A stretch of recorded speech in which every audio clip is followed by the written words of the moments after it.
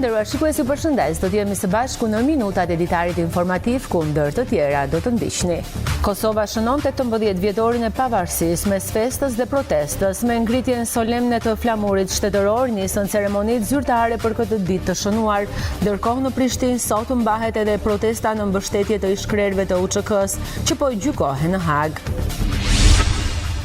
Ministri i Arsimit bëri të ditur se kurrikula e re për arsimin parauniversitar do të nisë zbatimin nga shtatori 2026 me klasat e parë, 6 dhe 10. Sipas ministres, përditësimi i kurrikulës synon përshtatjen e sistemit arsimor me zhvillime teknologjike dhe kërkesat e tregut të punës, duke forcuar edhe qasjen STEM dhe integrimin e teknologjisë në mësimdhënie. Rreshtet e shumta të shiut kanë sjellë vonesa në nisjen e plugimit të tokave bujqësore në zonën e Gjirokastrës. Sipas specialistëve të bujqësisë, lagështia e lartë e tokës nuk lejon ndërhyrjen me mjete bujqësore, pasi mund të dëmtojë strukturën e saj dhe të ndikojë në prodhim. Ndërkohë, fermerët e Lunxhërisë po shfrytëzojnë këtë periudhë për riparimin dhe mirëmbajtjen e pajisjeve, duke pritur përmirësimin e kushteve të motit për të nisur punën. Bashkia Dropull ka nisur përcaktimin e kullotave verore dhe po punon për pranimin e kontratave me blegtorët, me një sipërfaqe totale prej 19.406 hektar kullota në jurisdiksionin e saj. Kjo bashki synon të sigurojë menaxhim të qëndrueshëm të kullotave dhe mbështetje për blegtorët e zonës. Ju njohim tani më gjerësisht, Kosova shënon 18 vjetorin e pavarësisë mes festës dhe protestës.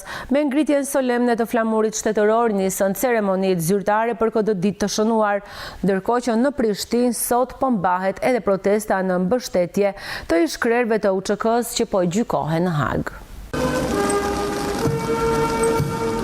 Me ceremoni shtetërore, u ngrit flamuri i Republikës së Kosovës para godinës së qeverisë në nder të 18 vjetorit të pavarësisë. Në ceremoninë solemne ishin të pranishëm krerët më të lartë të shtetit, presidentja Vjosa Osmani, kryetarja e Kuvendit Albulena Haxhiu dhe kryeministri Albin Kurti. Ata u shprehën se rruga për të gëzuar pavarësinë e Kosovës u shtrua nga sakrifica e atyre që dhanë jetën për lirinë e vendit. Sakrifica për të arritur deri këtu ka qenë shekullore, kanë qenë breza të tërë që kanë dhënë gjithçka në mënyrë që sot ne ta gëzojmë shtetin e pavarur të Kosovës. Para 18 vjetëve lindi pavarësia e Republikës së Kosovës, por lindi e pjekur.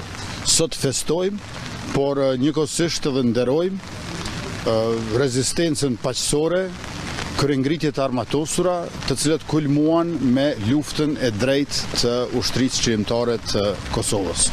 Sot, por edhe çdo ditë tjetër, kujtojmë me nderim dhe respekt të gjithë ata që dhanë jetën e tyre për pavarësinë që sot ne e gëzojmë. Ndërkohë, në mbledhjen solemne të qeverisë, kryeministri Albin Kurti foli edhe për gjyqin ndaj ish-krerëve të UÇK-s në Hag.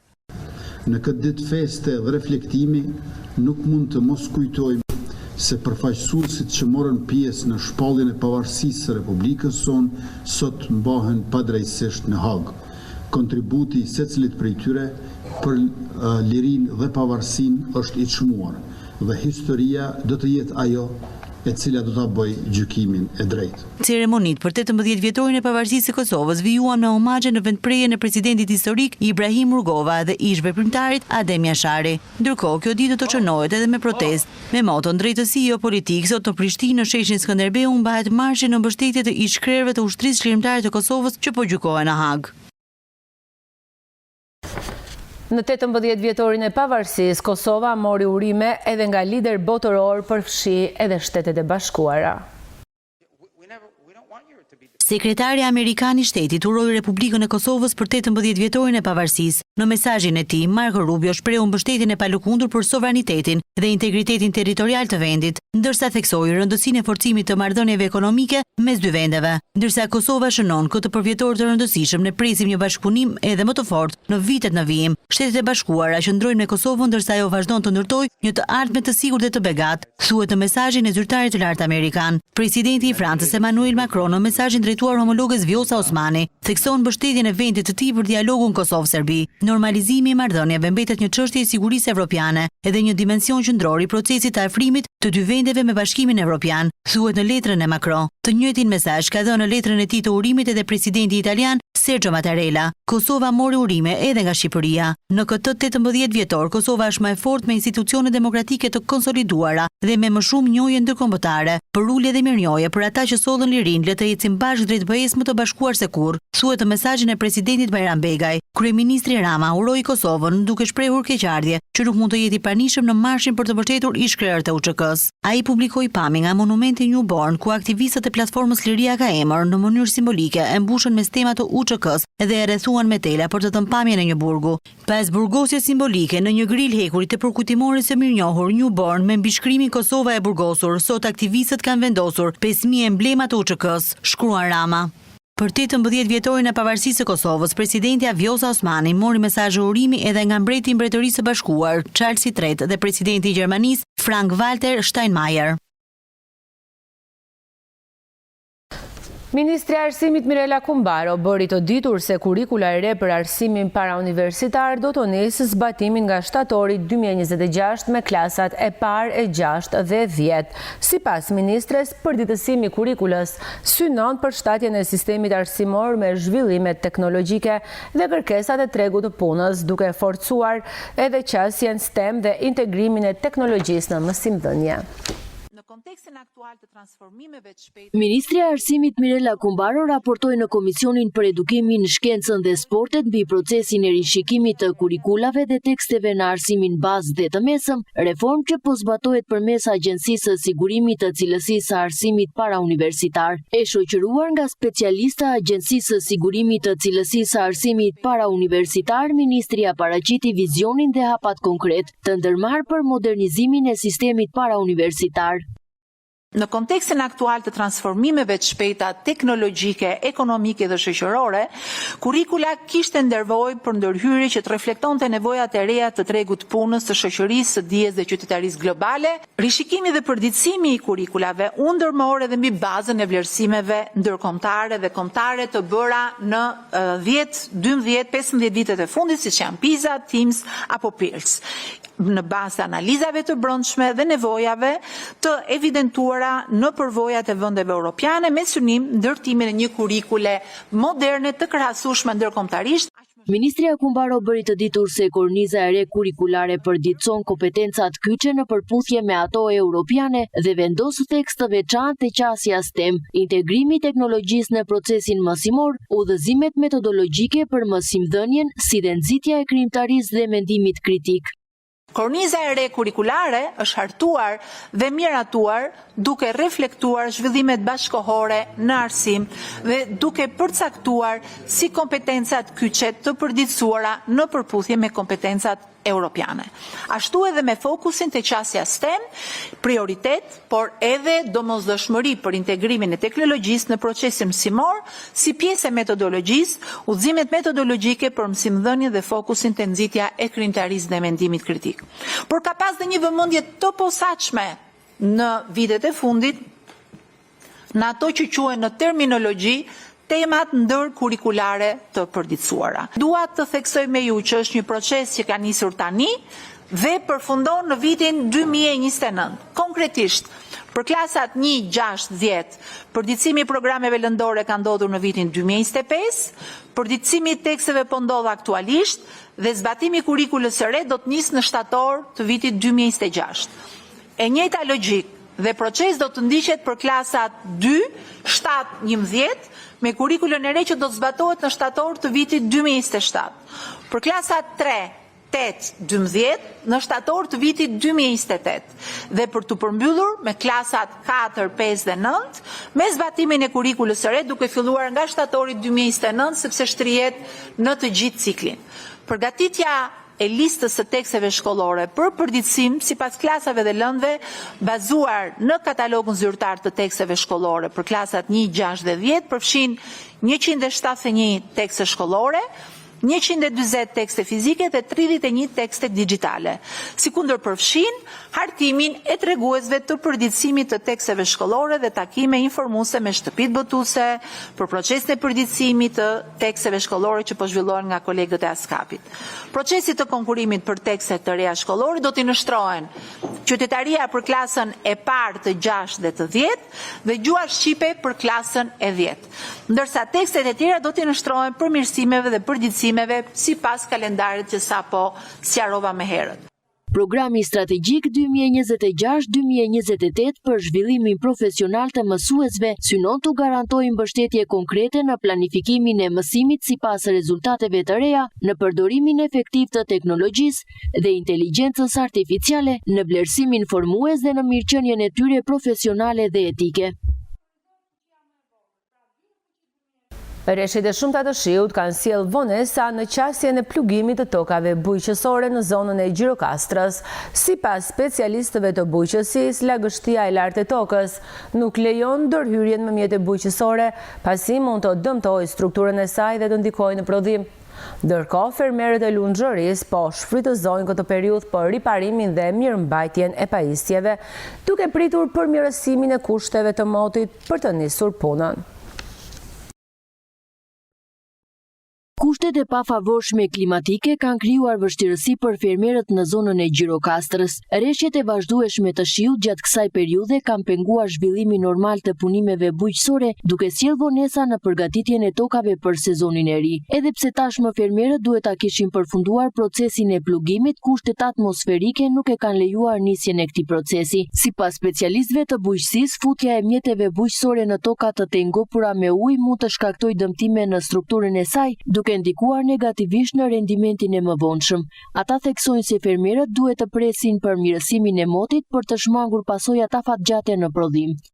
Moti gjatë gjithë kësaj periudhe të paktën 2 mujore ka qenë plotësisht i disfavorshëm për kryerjen e punimeve në përgjithësi në bujqësi dhe veçanërisht për plugimet, nëse do flasim për plugimet pranverore ose përgatitore për mbjelljet e pranverës, nuk janë kryer pothuajse fare këto plugime, siç mund të ishte për shembull përgatitja e tokave tani për mbjelljen e Jonxhës, por edhe punime të tjera për mbjelljen e kulturave pranverore. Sidoqoftë, kjo nuk do të thotë se nuk do të mbillet këtë vit Jonxh, pasi qoftë afati i mbjelljes së Jonxhës tani është në fillim, pra nëse do themi muaj shkurt është fillimi i mbjelljes, kurse gjithë marsi është në dispozicion të gjithë kultivuesve të kulturave foragjere dhe veçanërisht të Jonxhës, kështu që patjetër që do të krijohen kushtet për të mbjellë edhe Jonxha. E rëndësishme është që të gjithë të punojmë për të krijuar kushtet e favorshme në tokë, që toka të vijë sa më shpejt për punimet. Për punime dhe për punime cilësore, pasi në qoftë se do ta kullojmë, në qoftë se toka do të kullohet, atëherë edhe toka do të vijë më shpejt për punimet, njëkohësisht do të jetë më e gatshme qoftë për punimet, qoftë për kryerjen e punimeve cilësore, por edhe për bimët që do të mbijnë, pra sepse ka një sër procesesh që lidhen. Toka është një organizëm i gjallë. Nëse mikroorganizmat nuk kanë kushte, pra tokat janë përmbytura, atëherë mikroorganizmat janë të ngordhura, nuk kanë aktivitet. Fermerët e zonës së Lunxhërisë shprehen të shqetësuar për vonesat, por theksojnë se po e shfrytëzojnë këtë kohë për mirëmbajtjen dhe riparimin e pajisjeve bujqësore. Një prej fermerëve të zonës tregon se janë në gatishmëri për të nisur menjëherë punën sapo kushtet e motit të stabilizohen, me shpresën që sezoni të mos dëmtohet më tej.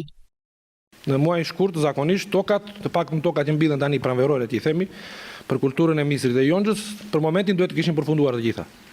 Edhe jemi shumë vonë, në qoftë se nuk pushojnë reshjet e shiut, në qoftë se nuk mban të paktën 20 ditë që të hyjmë në tokë, është e pamundur.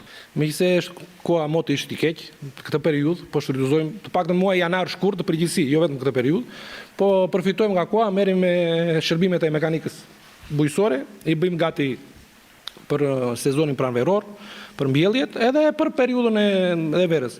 Shfrytëzojmë ditët, megjithëse në fushë nuk dalim dot, Fermerët mbeten në pritje të përmirësimit të kushteve atmosferike me shpresën që vonesat të mos ndikojnë ndjeshëm në ecurinë e sezonit bujqësor. Megjithatë, situata mbetet e varur nga zhvillimet e ditëve në vijim, ndërsa çdo ndryshim i motit do të jetë vendimtar për ritmin e punimeve në terren. Bashkia Dropull ka nisur përcaktimin e kullotave verore dhe po punon për pranimin e kontratave nga blegtorët me një sipërfaqe totale prej 19.406 hektar që ka në juridiksion. Kjo bashki synon të sigurojë një menaxhim të qëndrueshëm të kullotave dhe mbështetje për blegtorët e zonës. Për sa i përket sezonit dimëror, janë lidhur rreth 57 kontrata, jo vetëm me blegtor nga Dropulli, por edhe me fermer nga bashkitë fqinje. Bashkia Dropull ka nisur procesin e përcaktimit të kullotave verore, ndërsa paralelisht po punohet për pranimin dhe lidhjen e kontratave me blegtorët. Ky proces synon menaxhimin e qëndrueshëm të sipërfaqeve kullosore dhe garantimin e kushteve për sezonin e ri veror.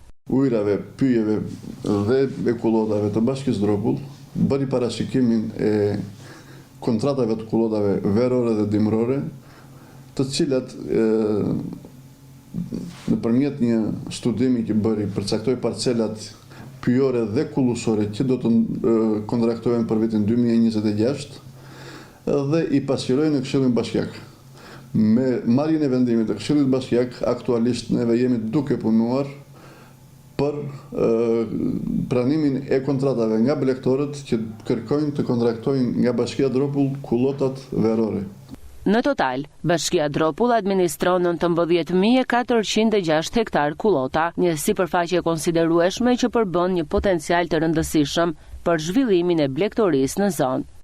Bashkia Dropull ka në juridiksionin e saj rreth 19.406 hektar kullota, nga të cilat 9.110 hektar janë kullota verore dhe 5.827 hektar janë kullota dimrore. Duke patur një kapacitet kullusor gjithsej rreth 32.000 krerë bakti, nga të cilat 29.105 janë dhëmë dhe 2.551 janë në dhi. Sa i takon sezonit dimëror, janë lidhur 57 kontrata jo vetëm me blegtor të Bashkisë Dropull, por edhe me fermer nga bashkitë fqinje, duke treguar interesin dhe bashkëpunimin ndërvendor në këtë sektor. Vaksina MMR që mbron nga fruthi, rubeola dhe parotiti vijon të mbetet thelbësore për shëndetin e fëmijëve. Ajo aplikohet në moshën 1 dhe 5 vjeç dhe sipas autoriteteve shëndetësore duhet të kryhet në kohë për të garantuar një mbrojtje të plotë. Bluzat e bardha bëjnë apel për rritjen e vaksinimit si maskyqe për parandalimin e përhapjes së fruthit. Vaksina MMR, ose siç njihet ndryshe vaksina trivalente kundër fruthit, rubeolës dhe parotitit, lufton 3 sëmundje infektive dhe aplikohet në moshën 1 vjeç dhe 5 vjeç. Shefja e programit të vaksinimit pranë Institutit të Shëndetit Publik, Rovena Daja, në një videomesazh të shpërndar nga Ministria e Shëndetësisë dhe Mirëqenies Sociale, u shpreh se kjo vaksinë duhet të aplikohet në kohë. Vaksina ndaj fruth rubeol parotitit aplikohet në 2 doza. Doza e parë në moshën 1 vjeç dhe doza e dytë në moshën 5 vjeç. Vaksinoni fëmijët tuaj në kohë. Vaksina ju mbron ndaj fruthit, rubeolës dhe parotitit.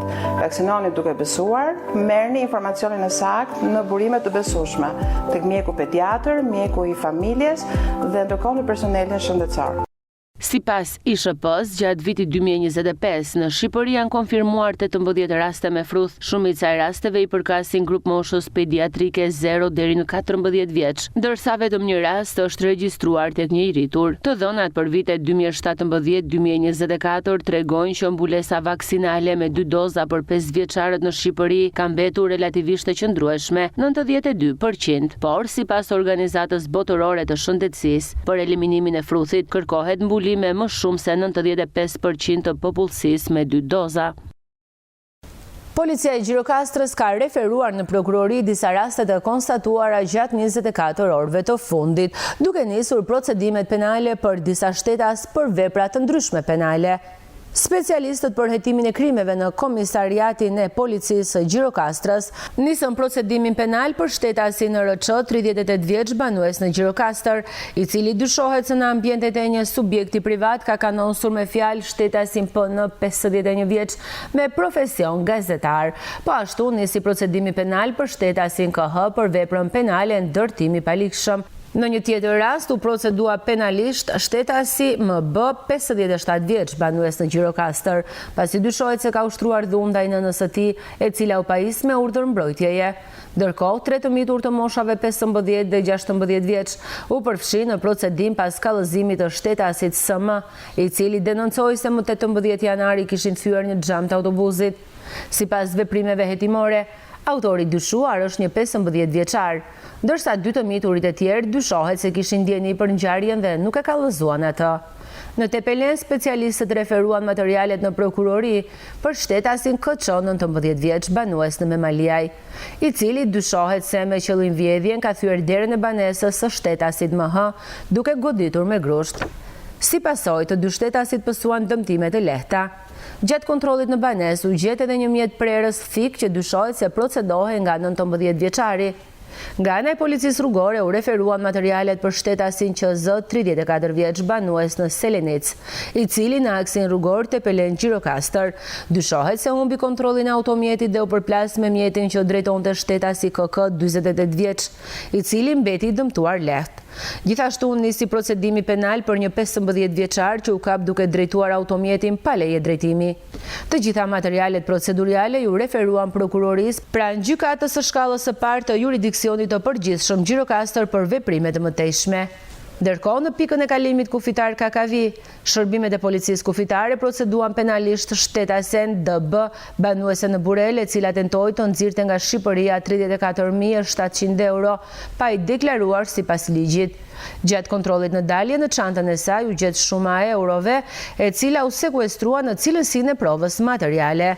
Specialistët për hetimin e krimeve në Gjirokastër nisën procedimin penal në gjendje të lirë për veprën penale mos deklarimi në kufi të hollave dhe i sendeve me vlerë. Materialet proceduriale ju referuan prokurorisë pranë gjykatës së shkallës së parë të jurisdiksionit të përgjithshëm në Gjirokastër për vijimin e hetimeve. Braktisja e fshatrave po thellon vështirësitë për ata që kanë mbetur. Në fshatin Arshilengo, mes shtëpive të boshatisura dhe mungesës së rinis, jeton Miltian Dishniku, invalid dhe i vetëm. Mes sëmundjes dhe varfërisë, ai ka zgjedhur të mos largohet nga shtëpia e tij, por të kërkojë ndihmë për të jetuar me dinjitet. Braktisja e fshatrave po kthehet në një plagë të thellë sociale në Shqipëri. Në Arshilengo, mes shtëpive të boshatisura dhe mungesës së rinis, jetojnë të moshuar që përballen çdo ditë me vështirësi. Një prej tyre është Militian Dishniku, invalid, i cili ka zgjedhur të qëndrojë në banesën e tij, duke apeluar për ndihmë dhe mbështetje për të jetuar me dinjitet. Po bëj 35 vjet, e pa çfarë banoj këtu. Jam invalid, grupi 2. Unë jam ankseduar punë ushtarak. Akseduar, me pretangu, pasi pretangu. Në të kohë atere. Si ja bëni në përditshmërinë tuaj? Shpirti im me di ku pikon. Ishte shtroj një muaj edhe di spital, par $10. Unë 30% më shkritet kam. Me çfarë të ardhur shqipon? Unë jetoj validiteti që më dhanë 50.000 lekë, asnjë të ardhur nuk kam. Edhe pse i është ofruar mundësia për të sistemuar në shtëpinë të moshuarve, Militiani ka refuzuar. Për të, largimi nga shtëpia do të thotë shkëputja nga vendi ku ka kaluar gjithë jetën. Mu lutem të shpjepeki, po nuk vete. Jo, nuk vete, jo. Ati është një zgjidhje shumë. Të lutem, ati jo. Unë kërkoj drejtime, 3 muaj 2 ditë të radhë si njeri. Pse nuk pranoni azil? Jo. Në azilet jo. Pse është kaq e rëndë për ju? Nuk dua unë. Atje do ta keni një pjatë gjellë. Nuk e dua, më mirë të vdes, atje nuk vete. Apeli i tij nuk i drejtohet vetëm institucioneve shtetërore, por edhe bizneseve private dhe individëve që mund të kontribuojnë duke i dhënë një dorë ndihmë dhe shpresë për ditët në vijim. Të nderuar shikues, ishte gjithçka e përgatitur për këtë ditar informativ. Ju faleminderit për vëmendjen, shikim të këndshëm të programeve në vazhdim. Bashk, miru takofshim.